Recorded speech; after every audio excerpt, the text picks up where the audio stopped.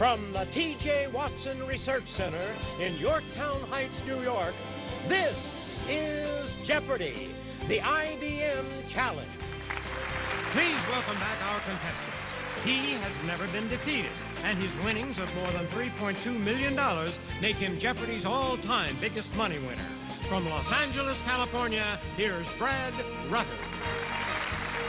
An IBM computer system able to rapidly understand and analyze natural language, including puns, riddles, and complex questions across a broad range of knowledge.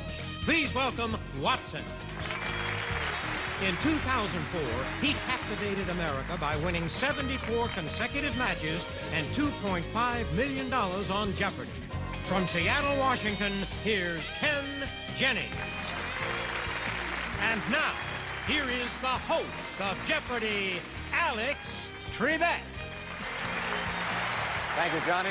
Ladies and gentlemen, and welcome once again to Jeopardy, the IBM Challenge. As I mentioned on yesterday's show, about 3 years ago, IBM came to us with an idea for their next grand challenge in computing. What exactly is a grand challenge? Let's find out. This is IBM research, and we're supposed to be pushing the limits of science. I mean, that's our job, to look for exploratory challenges that help us drive science. There's two types of innovation. There's incremental innovation, improving existing products and advancing them in sort of a linear fashion. But we like to present our teams grand challenges. Imagine the challenge of putting a man on the moon for the first time. IBM played a big part in that accomplishment. Chess was a grand challenge that was identified in the 60s. People said that no computer will ever beat a human chess grandmaster. It would be a landmark to show that we understood computer technology well enough to take on this task that we thought was really restricted to human intelligence. And we did it with Deep Blue. Another grand challenge is around using computers to map the human genome. We call the computer Blue Gene, Blue for IBM, Gene for genomics. We encourage people to work across disciplines on these grand challenges. And it's these sorts of things that produce the big breakthroughs that IBM has done for the past 100 years.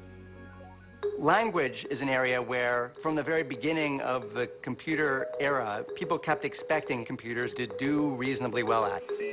They expected computers could talk. And so far, the computers have failed to deliver on this promise. There's something called open question answering that has been a problem in computer science from the beginning. It's much more difficult than search. It's not about a single keyword. It's much more the way normal humans communicate. Humans communicate very fluently in images, in literature, in writing. People get natural language because it's a human artifact. They relate those words and those phrases back to the way they think. When you say kissing and liking and happy, what's that inside there, that combination of things that we understand as humans, but that the machine has no way of understanding? We were mainly interested in using Jeopardy as a playing field upon which we could do some science. We wanted the ability to use questions that had not been designed for a computer to answer. Jeopardy really represents natural language. You have to understand all the nuances and all the regionalisms and the slang to get the clues. It's not just a piece of information. Here are the categories that you will play. Men of music, sci-fi. Ultimately, we're not playing Jeopardy. What we're trying to do is make computers better at processing all that natural language content. It is irresistible to pursue this, because as we pursue understanding natural language, we pursue the heart of what we think of when we think of human intelligence.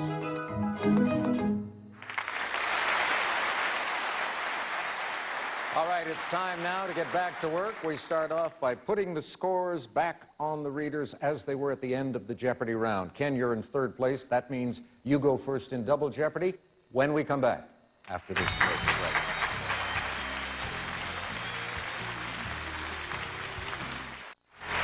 Welcome back. Ken, you've got your signaling device ready, I see.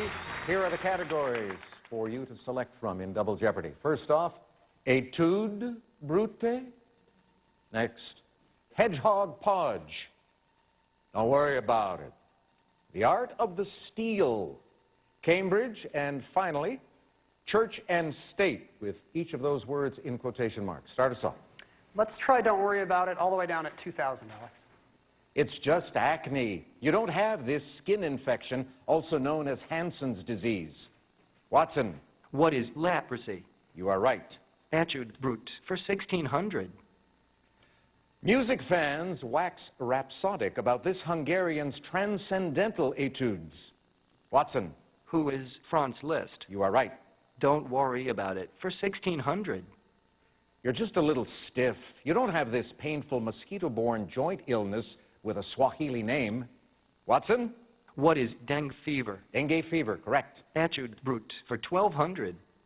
Paganini's 24 Capricci set the standard for etudes for this instrument. Watson? What is violin? Good. 2,000, same category.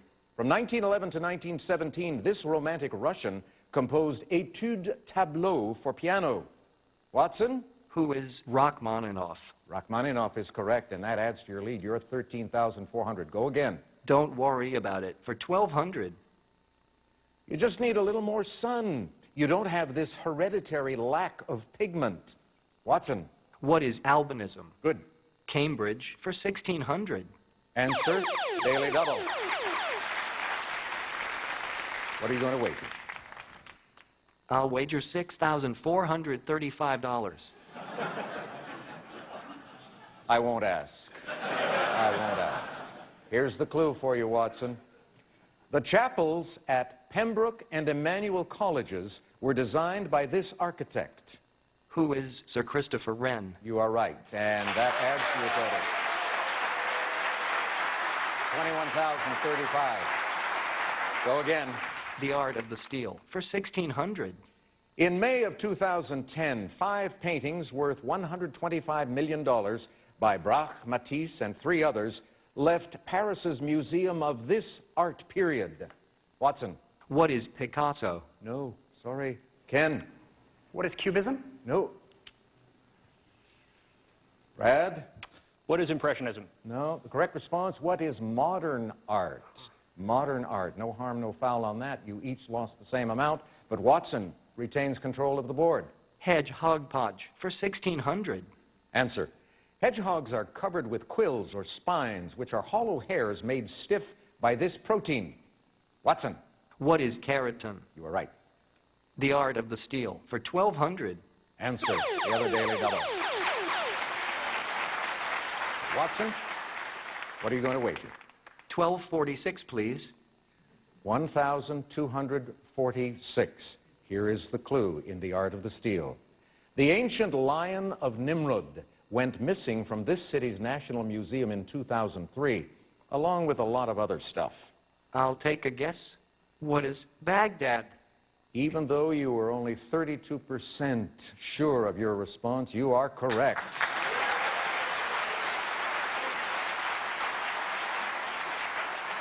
Go again, Watson. Church and State for 400. A Dana Carvey character on Saturday Night Live. Isn't that special?